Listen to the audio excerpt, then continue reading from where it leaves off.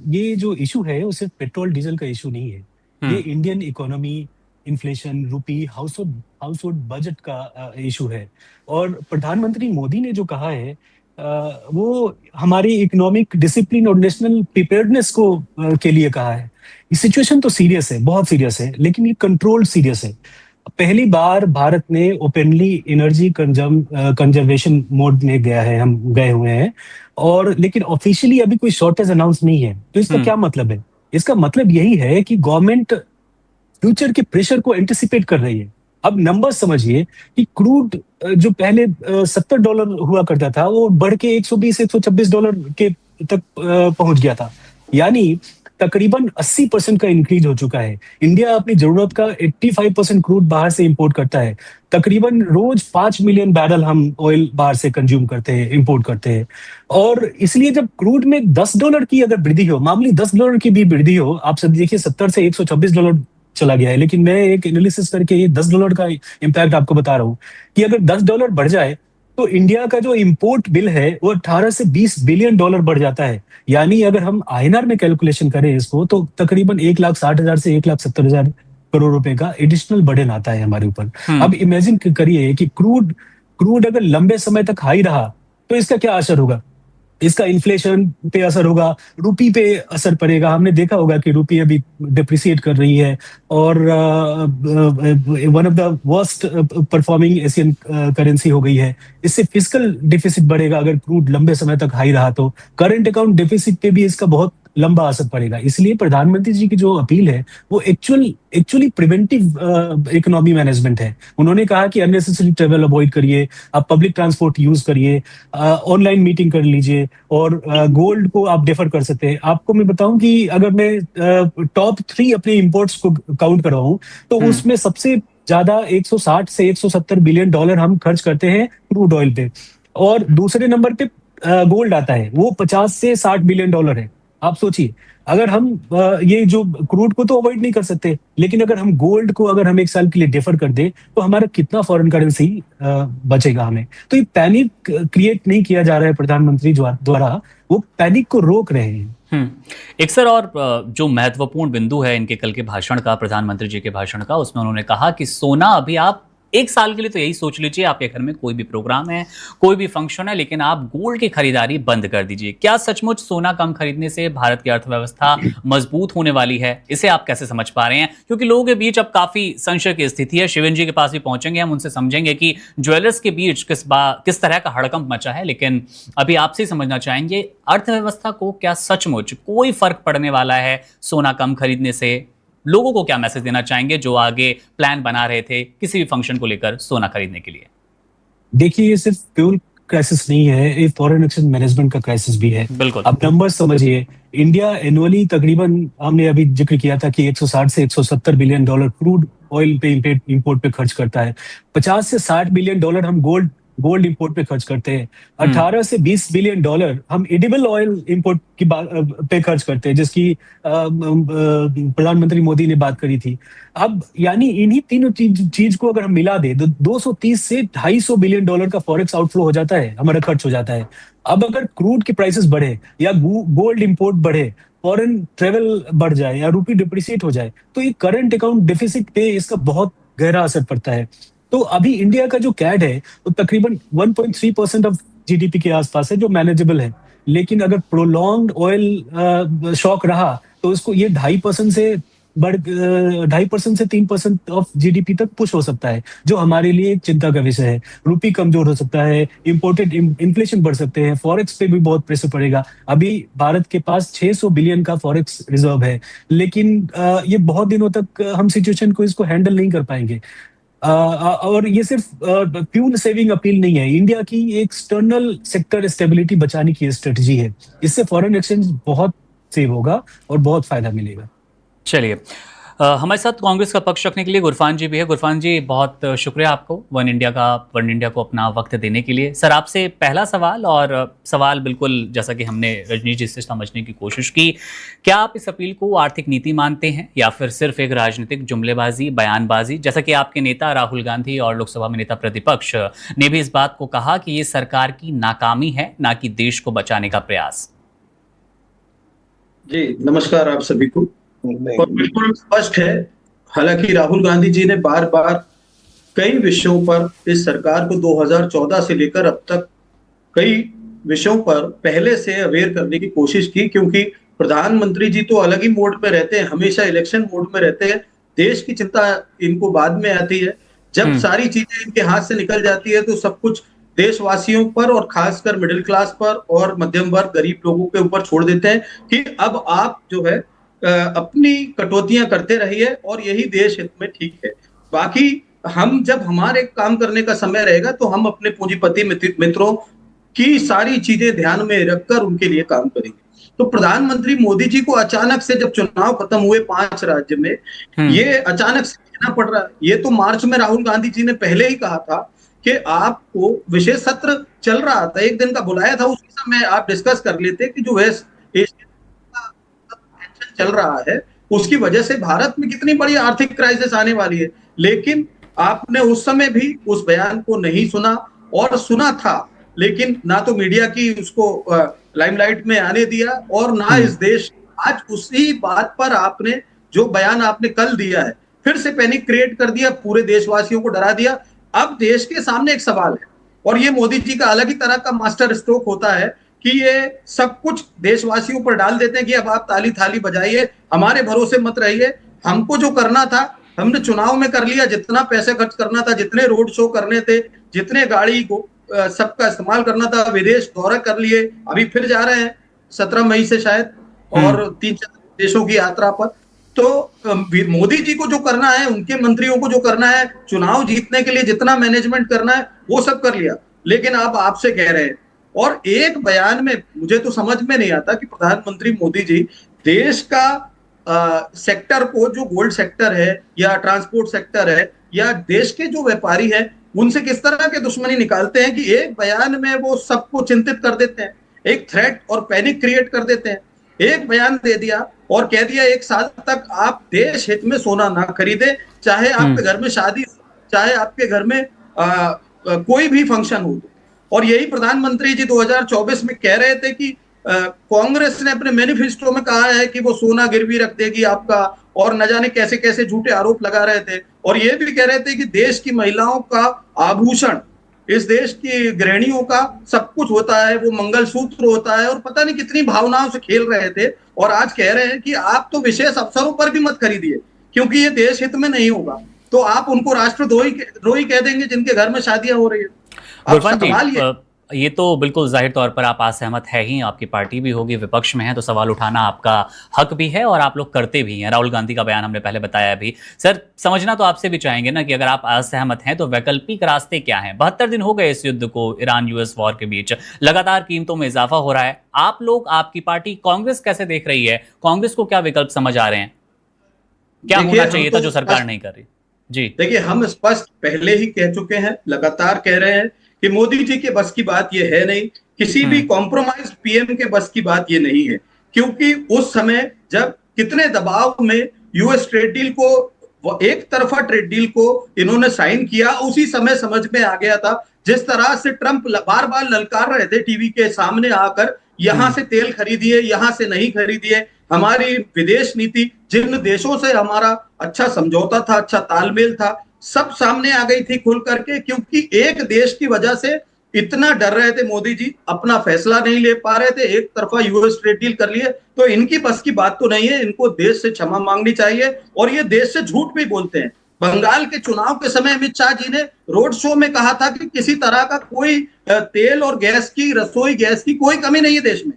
अब मोदी जी कह रहे हैं कि गैस और तेल का जितना कम से कम इस्तेमाल करना हो करे। तो ये अपनी बात पर भी कायम नहीं रहते, ये झूठ बोलते हैं देश से, क्योंकि इन्हें चुनाव जीतना होता है। और जब चुनाव जीत के आ जाते हैं तो पहले तो कमर्शियल सिलेंडर में 1000 रुपए, 993 रुपए एक साथ बढ़ा देते हैं, और उसके बाद प्रधानमंत्री आकर एक बड़े सेक्टर को खत्म ही कर देते हैं, ये कहकर कि 1 साल तक आप मत खरीदिए देश हित में।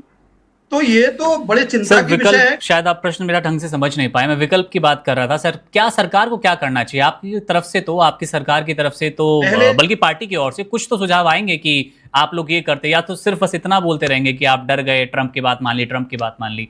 कैसे विकल्प में क्या समझ पाए हम? देखिए, हम तो फिर से, मैंने आपको उस समय भी जवाब दिया कि कॉम्प्रोमाइज, किसी भी कॉम्प्रोमाइज पीएम के लिए ये वो अल्टरनेट है ही नहीं कि वो कुछ कर सकता। तो मोदी जी तो दबाव में पहले ही एक डील साइन कर चुके हैं, तो उनके पास तो कुछ नहीं, उन्हें देश से माफी मांगनी चाहिए। और अगर वो देश के साथ, इतना देश से अपील कर रहे हैं, तो देश के साथ खड़े हो, उनके पूरे मंत्री, उनके पूरे नेताओं को ये कहें कि आप कार का इस्तेमाल ना करेंगे, आपके पास जो आपके पास गोल्ड है, वो गोल्ड के अलावा आप कोई गोल्ड ना खरीदेंगे, आप तेल और विदेशी दौरे ना करेंगे। सब बिल्कुल गुरफान जी, राम कुमार जी से जवाब ले लेंगे इसका, लेकिन उससे पहले मैं चाहूंगा प्रधानमंत्री नरेंद्र मोदी ने गोल्ड को लेकर आखिर क्या कहा था। जी गुरफान जी, लौटेंगे आपके पास। प्रधानमंत्री नरेंद्र मोदी ने हैदराबाद में किस तरह से गोल्ड ना खरीदने की अपील की थी, उसके पीछे क्या क्या उन्होंने अपने तर्क दिए थे, वो सुन लेते हैं।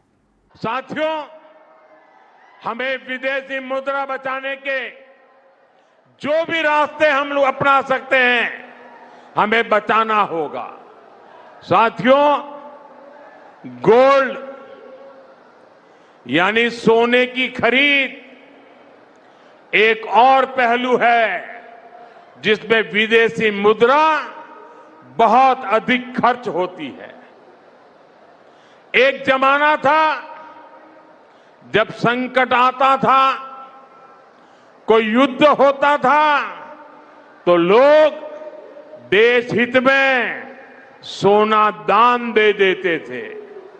आज दान की जरूरत नहीं है, लेकिन देश हित में हमको ये तय करना पड़ेगा कि साल भर तक घर में कोई भी फंक्शन हो, कोई भी कार्यक्रम हो, हम सोने के गहने नहीं खरीदेंगे, सोना नहीं खरीदेंगे। विदेशी मुद्रा बचाने के लिए हमारी देशभक्ति हमें चुनौती दे रही है और हमें इस चुनौती को स्वीकार करते हुए विदेशी मुद्रा को बचाना होगा। विदेशी मुद्रा को बचाना होगा, 1 साल तक सोना नहीं खरीदेंगे। राम कुमार जी, आपने पहले भी ये बयान सुना होगा प्रधानमंत्री का, और एक बार फिर हमने आपको सुना दिया। गुरफान जी को भी आपने बड़ी शालीनता से, तन्मयता से सुना, जैसा कि उनका कहना भी है कि आप सबसे पहले अपने मंत्रियों को क्यों नहीं कह देते। आज का ही मैं एग्जांपल दे दूं, जो कि मैंने इस शो की शुरुआत में भी कहा था कि सोमनाथ पहुंचे प्रधानमंत्री के काफिले में 20 से 40 गाड़ियां देखी गई, रोड शो, और तमाम ऐसे लोग पहुंचे होंगे जो कि अपनी गाड़ियों से, बाइक से, दूसरे वाहनों से आए होंगे। तो इतने बड़े भव्य शो आप ठीक अगले दिन करते हैं जब आप कह रहे हैं कि आप तेल मत खाइए, तेल मत खरीदिए, गैस कम इस्तेमाल कीजिए, सोना बिल्कुल मत खरीदिए। आपके और पूरे देश के ही प्रधानमंत्री हैं, प्रधानमंत्री की इस अपील का आप कितना असर देख पा रहे हैं? क्या सचमुच देश की जनता पर कोई असर पड़ेगा, या फिर सिर्फ नाकामी छुपाने के लिए एक बयान है? जी, आपको कांग्रेस का सभी का बयान सुना जी, और मैं अपनी बात को रखता हूँ। देखिए, ये एक मसौदा था जिसे तुम चाहो इस्तेमाल करो।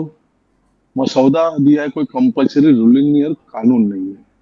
और अभी हमारे विशेषज्ञ ने बड़ी अच्छी बात की थी, उस पर जाते हुए कहना चाहूंगा कि जब कांग्रेस ने 2008 में, आज जो कच्चा ऑयल का भाव है उतने दर उस समय भी था, उस समय 113 रुपए था, आज उससे ज्यादा होगा क्रूड ऑयल का। उस वक्त कांग्रेस ने क्या किया था? बस की बात नहीं, तो इनकी बस की बात क्या थी पता है आपको सर? उस समय ऑयल बॉन्ड बेचा था, ऑयल बॉन्ड, जिसकी उस समय 76 रुपए पेट्रोल था और 33 रुपए का ऑयल बॉन्ड बेच दिया। तो उसकी मैच्योरिटी उन्होंने 10 साल बाद से लागू की। 10 साल बाद मतलब 2018 से 2026, उसका 3,23 लाख करोड़ रुपया वो देश ने चुकाया, देश की जनता का ही गया। और उसके बाद आपको बताएंगे, खोमैनी साहब थे, इन्होंने उनका पेट्रोल डीजल का 7,000 करोड़ रुपया बाकी रखा था, उसको भी चुकाया। खोमैनी तो कहते थे कि चाहे तो हम भारत को माफ कर देंगे, नहीं देना, फिर भी दिया गया। और सोना की बात कर रहे हैं तो स्पष्टीकरण देना चाहूंगा कि इन्हीं के लोगों ने सोना बेचा भी, सोना गिरवी भी रखा।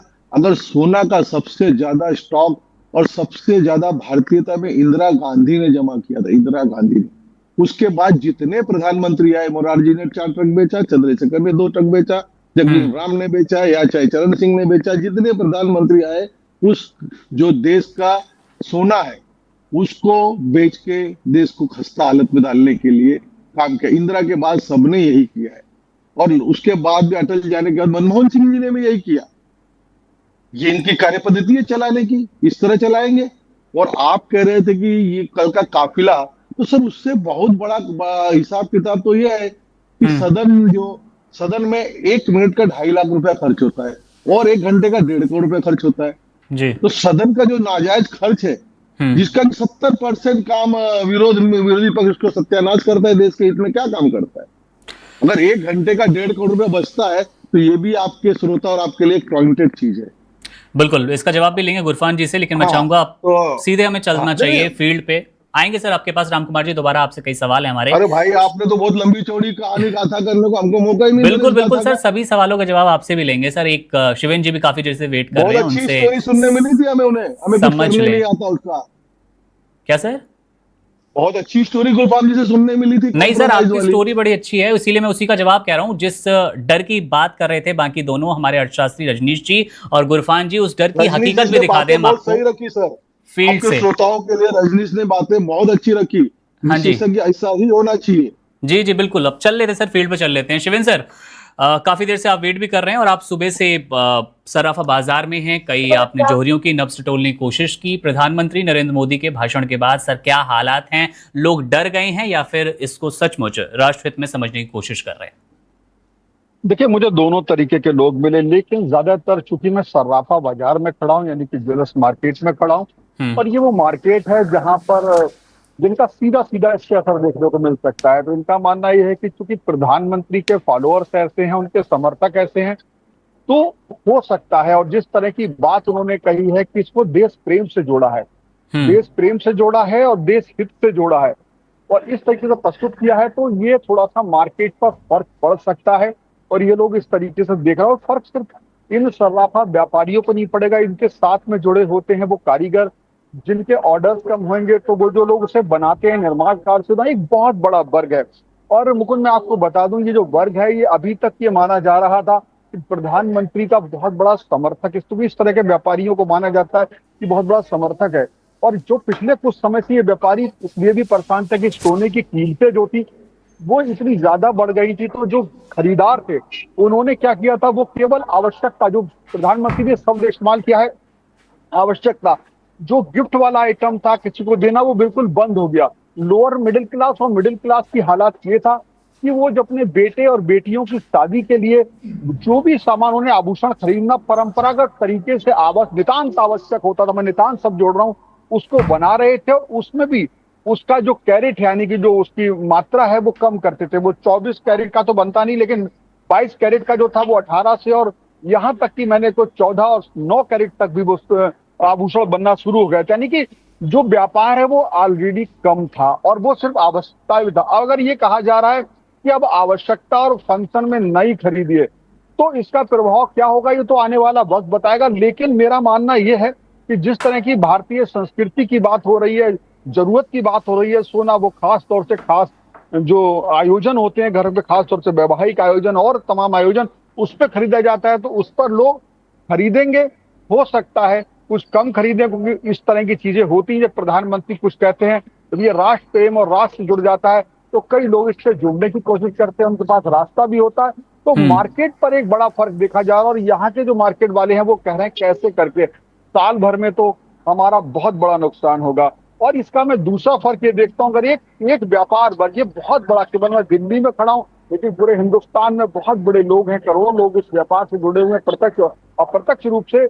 और तो निश्चित तौर पे जब वो उनके पास वो बेचेंगे, उनकी दुकान, उनका शॉप, उनका व्यापार कम होगा, तो उनकी क्रय शक्ति भी खत्म होगी। और जब उस वर्ग की क्रय शक्ति खत्म होगी, तो मेरा मानना है, बाकी तो रजनीश जी आर्थिक हमारे विशेषज्ञ बैठे हैं, वो मेरी इस बात को शायद सही गलत जो भी बताएंगे मैं उसको स्वीकार करूंगा, उनकी क्रय शक्ति का प्रभाव दूसरे व्यापारों पर भी पड़ेगा। और यहाँ दूसरी बात जो आपने प्रश्न बाकी लोगों से किया और जो आपने प्रारंभ में किया कि प्रधानमंत्री खुद जो है इतनी गाड़ियों के काफिले, ये बात लोग काफिले के साथ गए सोमनाथ मंदिर, तो लोगों ने कहा कि अभी तक जब चुनाव हो रहा था तो हजारों गाड़ियों के काफिले, बसें सभा स्थल के लिए लगाई जा रही थी, तमाम चीजें कार्यकर्ताओं को डेली 1 से 2 लीटर 3 लीटर की पर्चियां बांटी जा रही थी।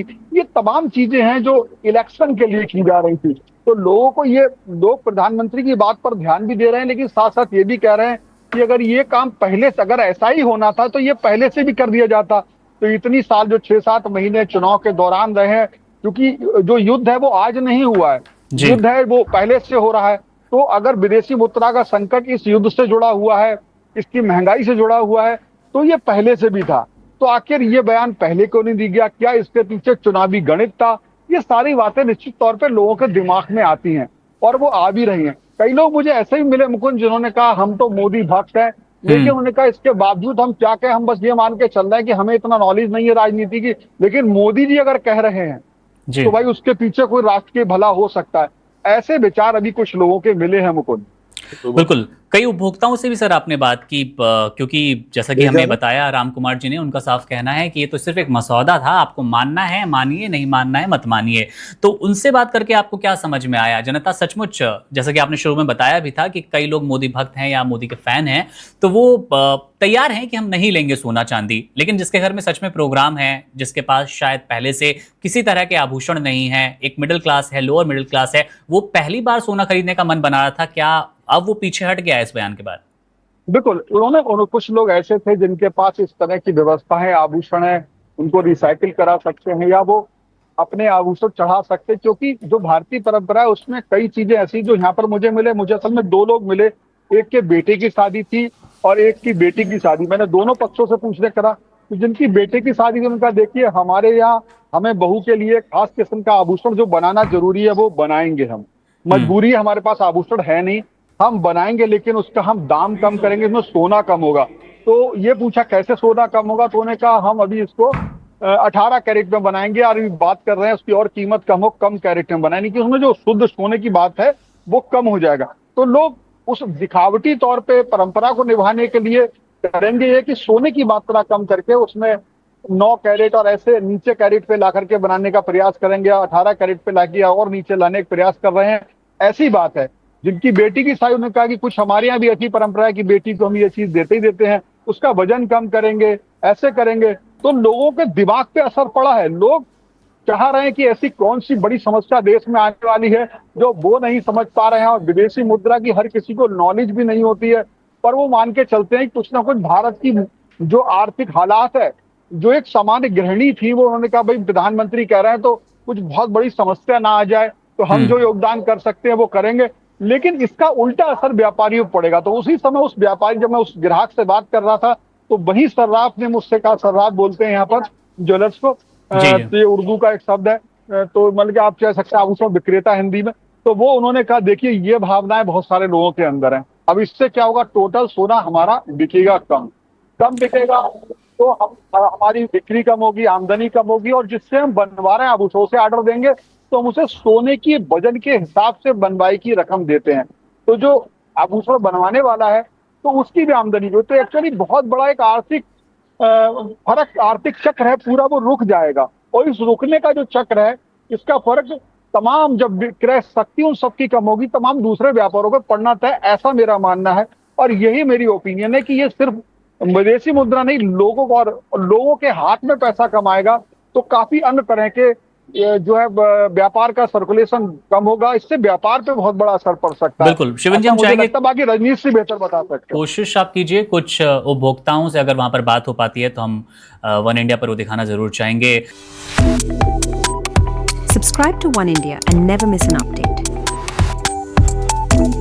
Download the One India app now.